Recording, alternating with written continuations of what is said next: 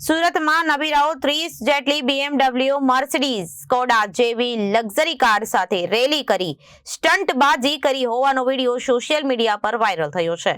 સુરતના ઓલપાડ તાલુકાના કુંકણી ગામમાં આવેલી ફાઉન્ટન હેડ સ્કૂલમાં ધોરણ 12માં અભ્યાસ કરતા વિદ્યાર્થીનીઓને ફેરવેલ યોજાઈ હતી, જેમાં હાજરી આપવા આવેલા વિદ્યાર્થીઓ આ રીતે જાહેરમાં સીન સપાટા કરી કાયદાના લીરે લીરા ઉડાવ્યા હોવાનું સામે આવ્યું છે.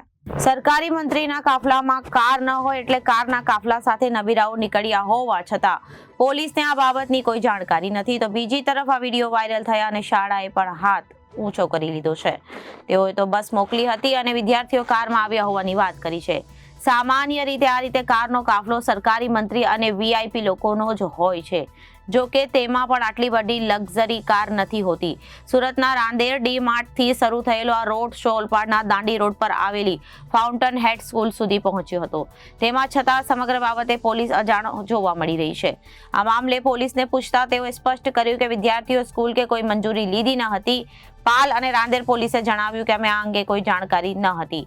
જો વાહન વ્યવહારના નિયમો તોડવામાં આવ્યા હશે તો તપાસ કરીશું. Bureau report, Janadesh news, Surat.